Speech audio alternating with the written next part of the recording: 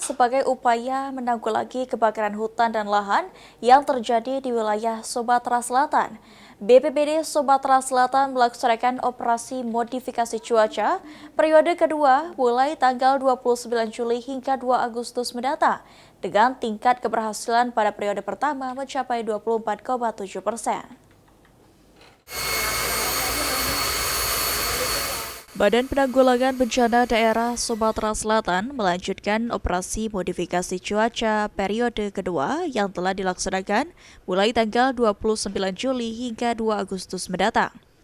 Kepala Seksi Penanganan Pengungsi BPBD Sumatera Selatan, Febri Haryadi, menjelaskan, operasi modifikasi cuaca periode pertama sudah dilakukan pada 13 hingga 18 Juli lalu, namun sempat terhenti karena pertumbuhan dari awan hujan yang tidak signifikan. Kini OMC kembali dilanjutkan hingga 2 Agustus mendatang.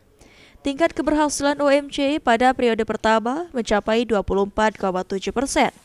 OMC diprioritaskan di wilayah yang memiliki karakteristik gambut dengan operasi bisa mencapai 3 kali per hari tergantung pertumbuhan dari awan hujan.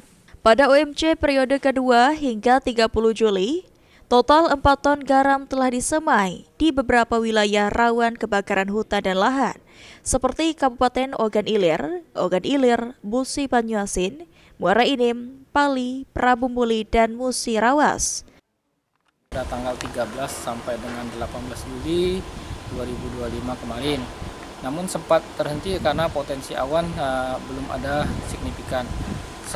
Sejak tanggal 29 Juli kemarin dilanjutkan kembali, baru 2 kali penerbangan sampai dengan hari ini rencana hari ketiga untuk operasi modifikasi cuaca atau hujan buatan. Untuk saat ini tingkat keberhasilan berapa persen, Pak? Untuk saat ini yang periode pertama dari 13 sampai dengan 18 Juli itu menurut data dari tim operasi modifikasi cuaca itu sebesar 24,7%. Ditambahkan Febri, saat ini kebakaran yang terjadi di Kabupaten Ogan Ilir, tempatnya di Kecamatan Sungai Rambutan, dan Kabupaten Muara Enim di Kecamatan Sungai Rotan, sudah dilakukan pemadaman melalui darat dan udara. Ilham Wahyudi, PAL TV.